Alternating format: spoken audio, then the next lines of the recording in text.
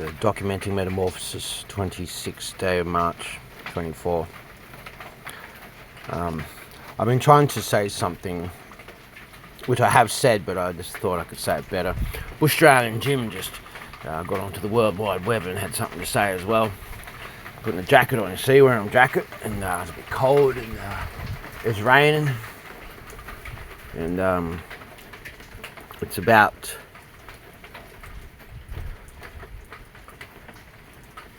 understanding who you are, what you are, why you are, and how you are, and that you are.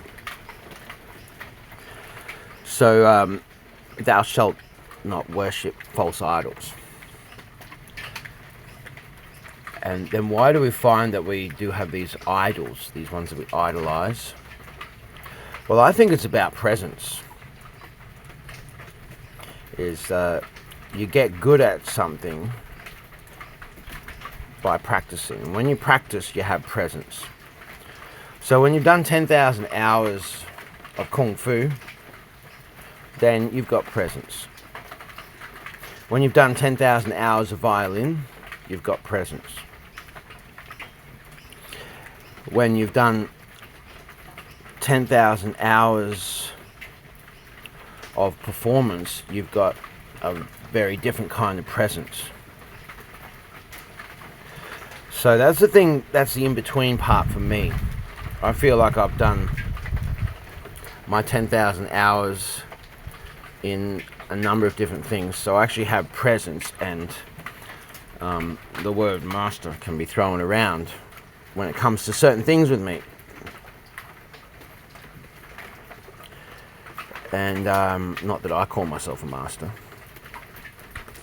but that word can be thrown around with reference to me with certain things. And I'll accept it if I'm called that. Performance. As far as acting is concerned, I've always been an actor. Acting on the stage of life. You better watch the way that you act. I don't like the way you act. Your actions dictate how you feel. So your actions and behaviour.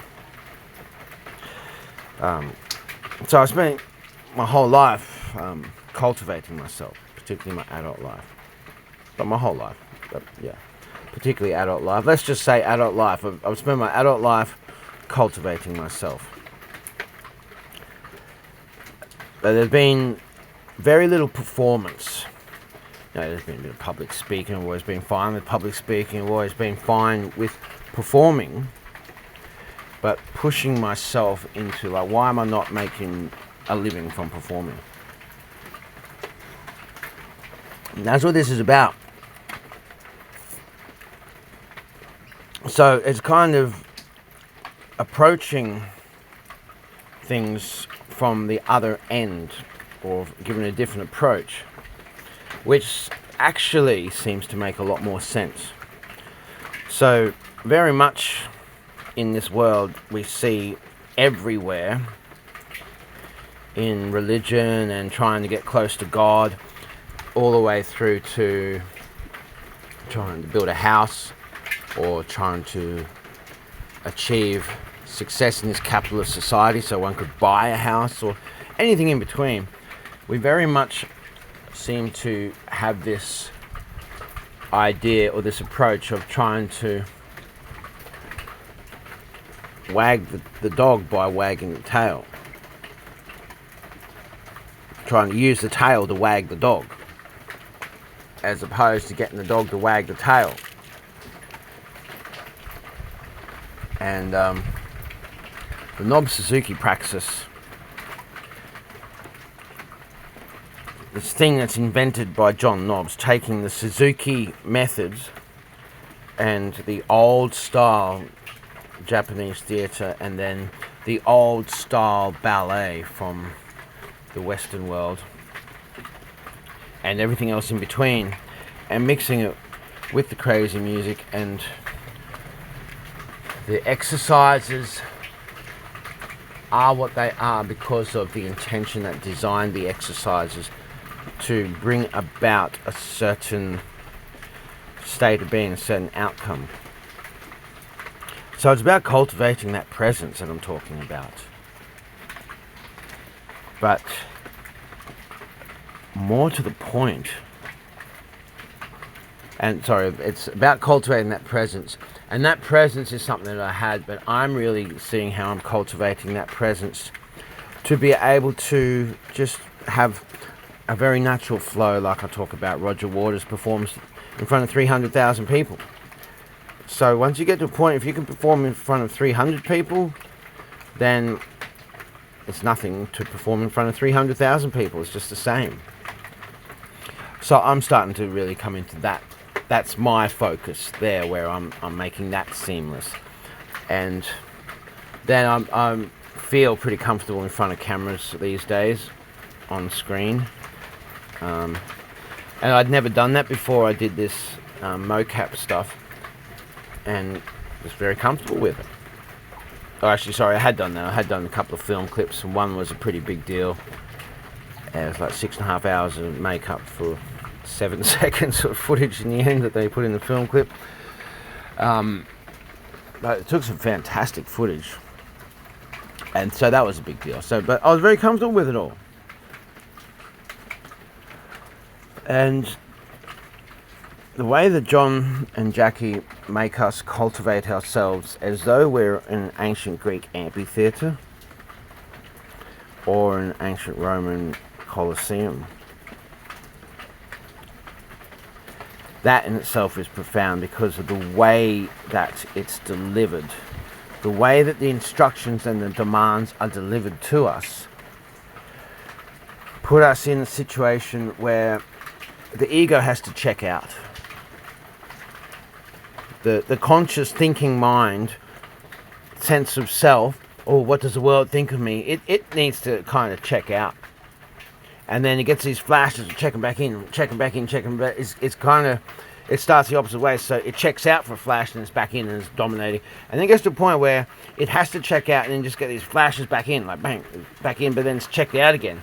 And then these flashes back in, but checked out straight away, you see. And that's where we're able to find ourselves with where I'm going with this. So there seems to be some interpersonal relation stuff going on, at least in my life. There's opportunity for there to be incongruence and disharmony, particularly with women that have been lovers. But it's about something that wasn't there to start with, you see. It's about, for me, I'm finding anyway. So the way that I'm seeing it, the way that I'm addressing it, and then I'm seeing in other people's lives a little bit of, but I'm not going to comment about anyone else. I'm just seeing that coming back in my life and what I'm feeling. See, because it's all based on what my experience and what my feeling is. And we become more sensitive because of the practice. Any practice that you embody and become present in is going to make you more sensitive and bring you more presence. But this particular practice is about deliberately making us more sensitive and more capable, more vulnerable, but more expressive and expansive, and more embodied and more profound and more paradoxical.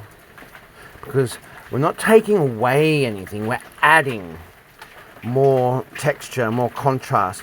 So even when you're adding restraint, you're adding so much more of this gooey compelling.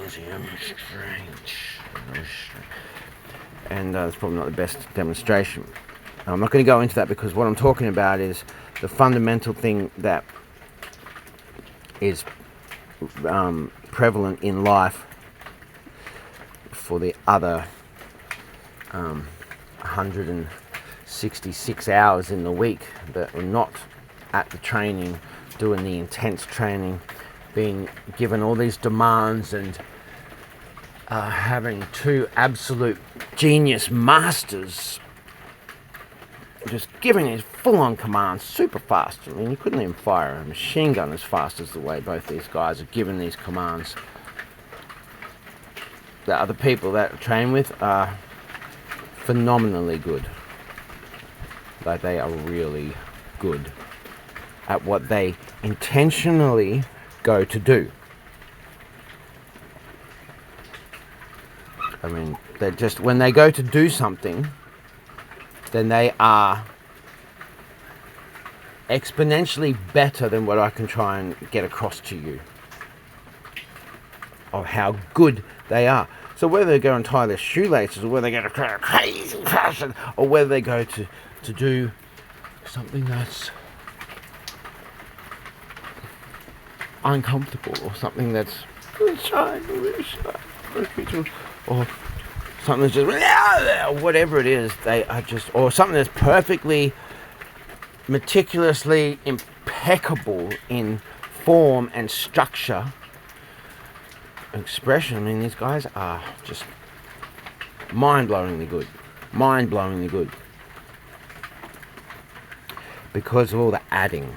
I don't know how their interpersonal relations are, but I find my interpersonal relations have always had a certain particular flavour.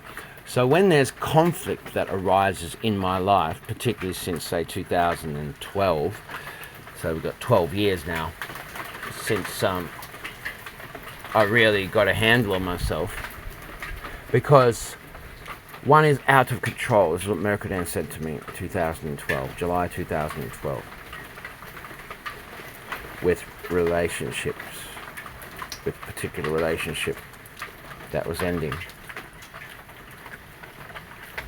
And it's sort of like, why is this such a tragedy? Why is it this way? The American said, one is out of control. One even watches oneself be out of control. And that part of the self can never have what it wants.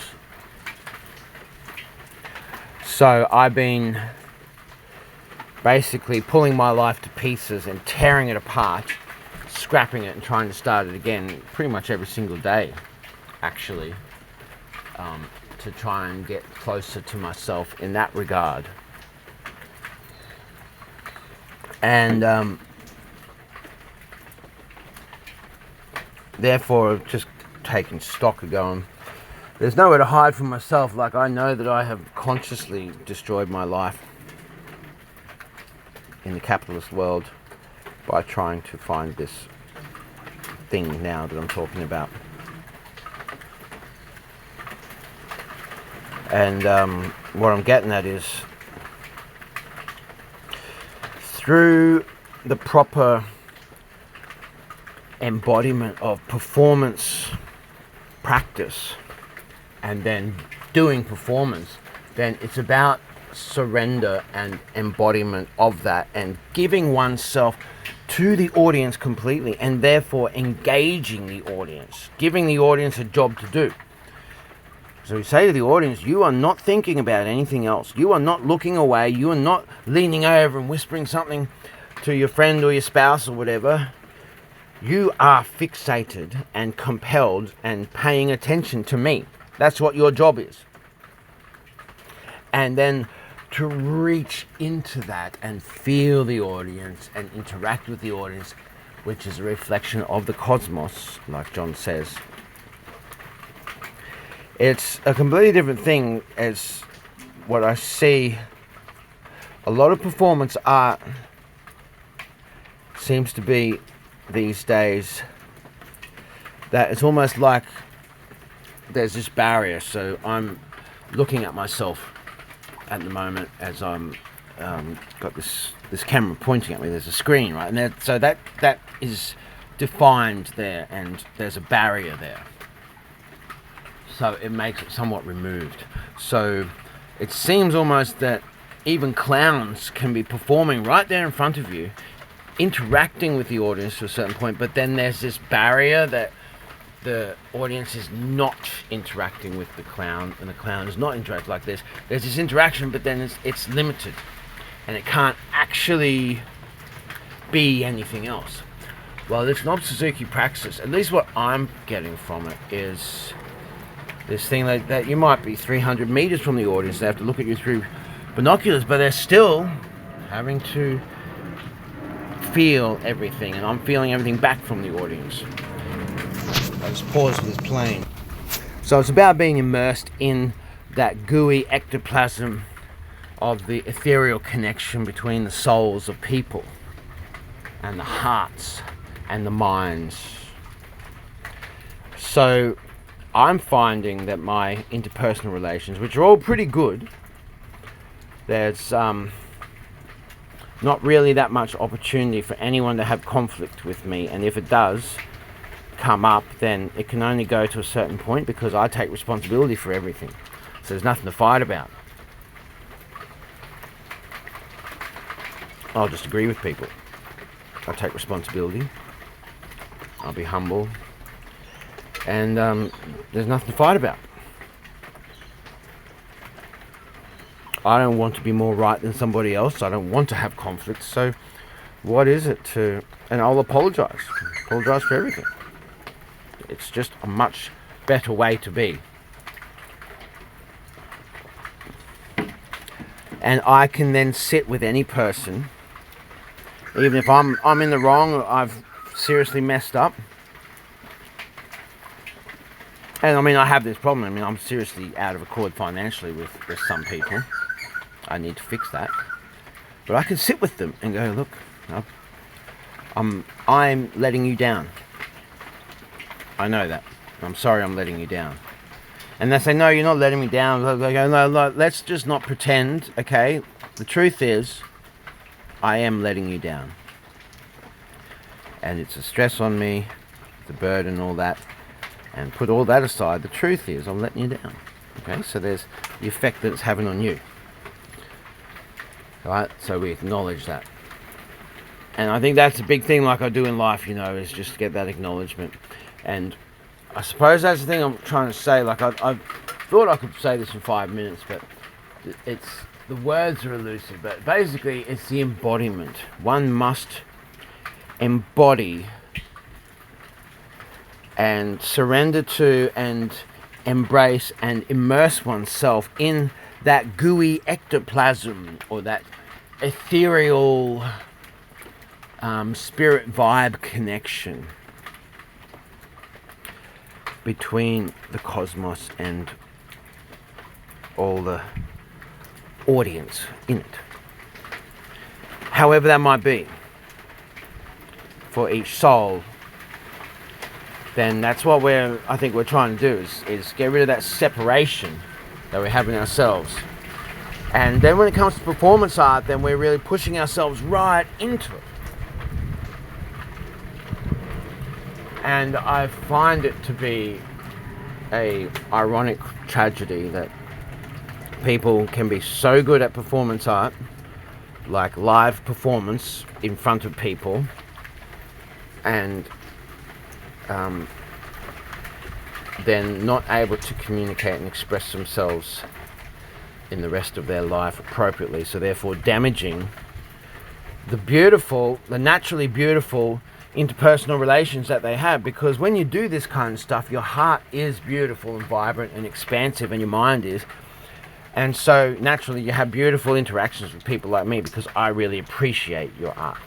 But then suddenly when things are shutting down and things aren't being said and people are being offended and insulted for things that you don't know what's going on and they can't be spoken about, well, I think that's the greatest tragedy of the modern world as far as performance art is concerned, because I don't think that would have been the way in ancient Greece and ancient Rome and in Shakespearean times.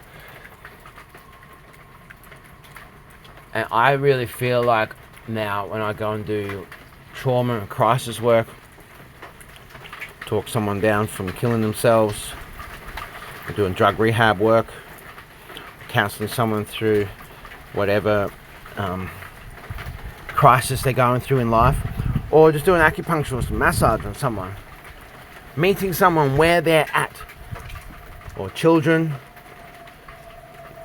animals. I feel, and particularly with animals, like I'm feeling it. I'm feeling that I am able to reach people and animals and myself so much better than ever. And most of it's by not doing anything. By letting go accepting, and feeling, and reaching, and then it's like reaching to the audience. Meet them where they're at. I'll meet them where they're at. Where are you at? I'll meet you there. Or I'll meet you there this way, or I'll meet you there this way, or I'll meet you there this way. How would you like to be met? Where are you in life? Do you need someone to be a little bit...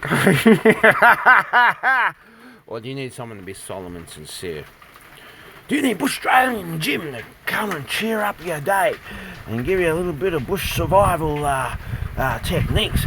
Well, what you do is you get underneath a tree and you pray to God. There's no such thing as an atheist on a sinking ship. There's no such thing as an atheist underneath a tree in an electrical storm or a cyclone. I can assure you of that. Have that one for free. Cheerio.